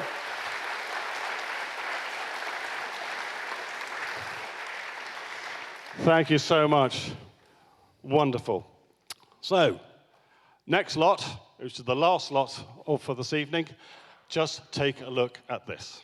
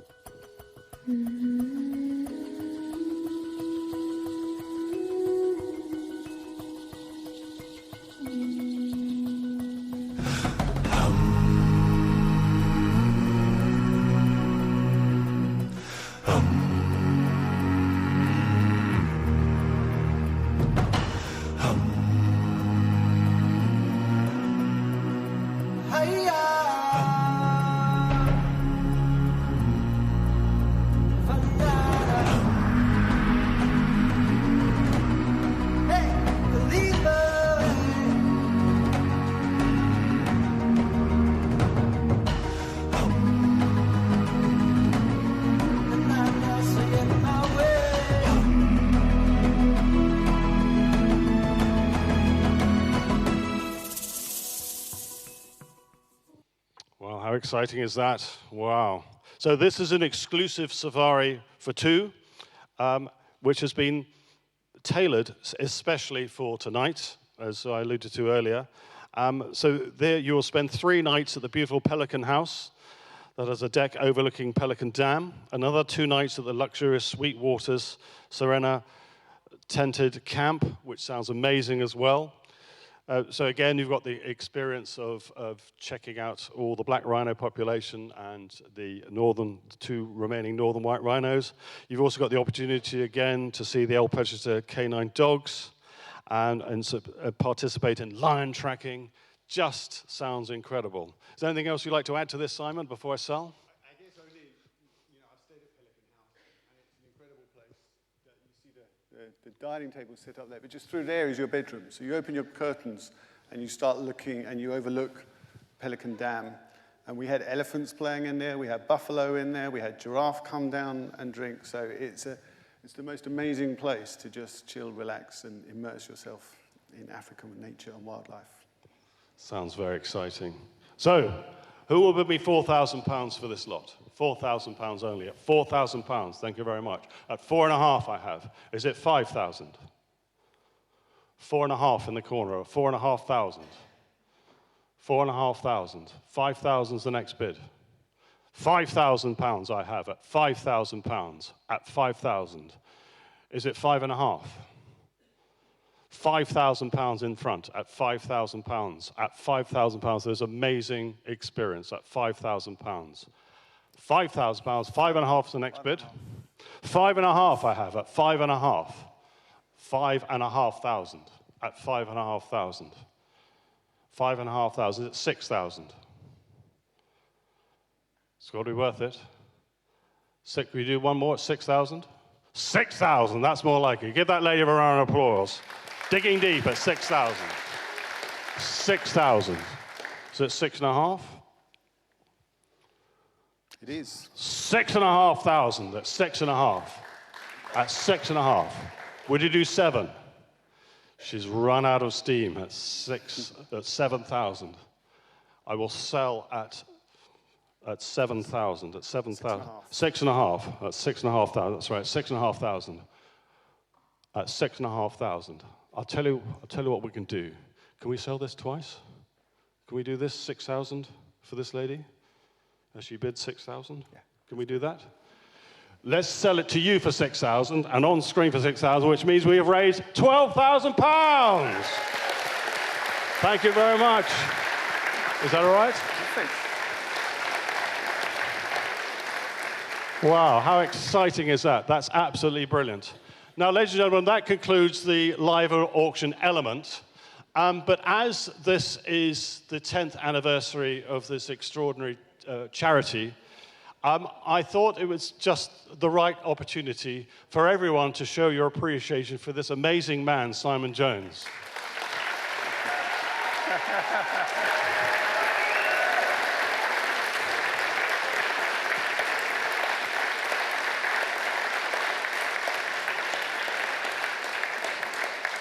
He truly is an inspirational man. I am involved in lots of charity auctions, but he is one of my favorite characters, or favorite men of any charity, because I think he's humble, he's a driver, he will make change, and the world is a better place for people like him.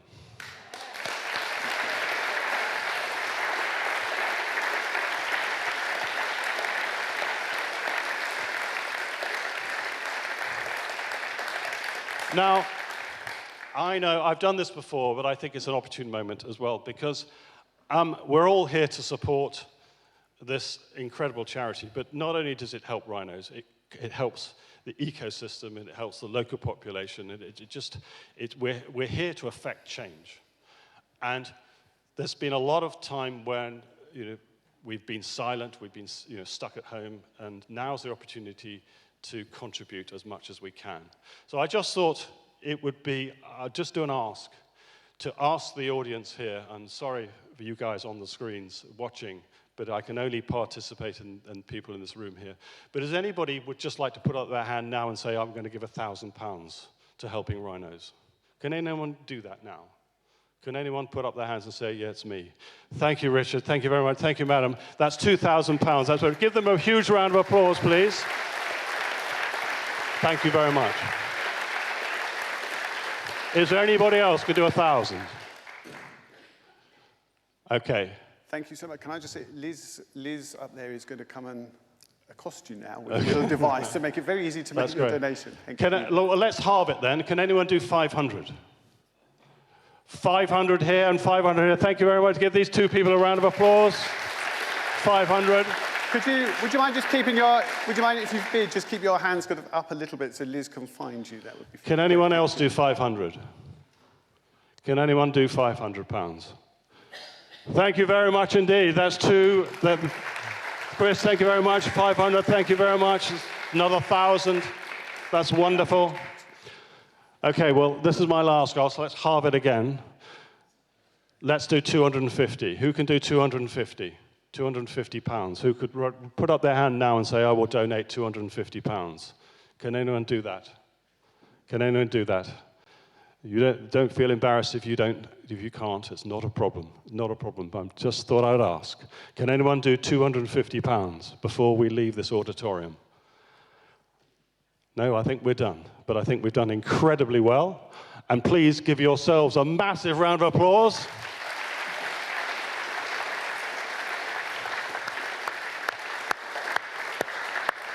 Thank you very much. Thank you very much. And thank you for all you guys watching around the world.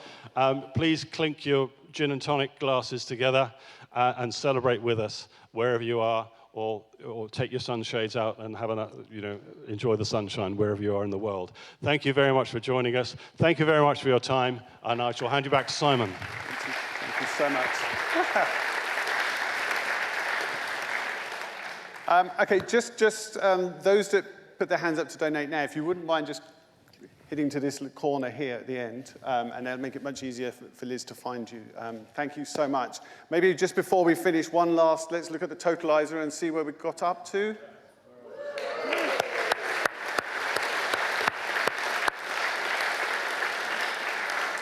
And the good news is that those bids that Jonty just did, we can't get into the totalizer, so we have that to add on to this as well.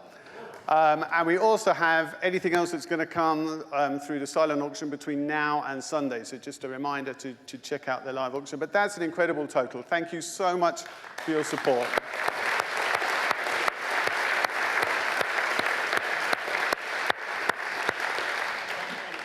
Can I just say, I did forget to say that the silent auction closes at 9 o'clock tomorrow, British Summer Time. So there is still time to go online. 9:30. Sorry, 9:30 even. Sunday. Sunday. I've got all that wrong. It's not tomorrow at all, is it? Sunday. Forgive me. Forgive me. So it's Sunday, 9:30, British Summer Time. The silent auction closes. There's still quite a lot of lots that don't have any bids on them at all. So have a look. Contribute the best way you can. There's some great experiences, there's some fantastic art, there's jewelry, there's all sorts of things that you can still bid on. So have a go. Thank you, Simon. Thank you very much. Cool, very much. Thank you.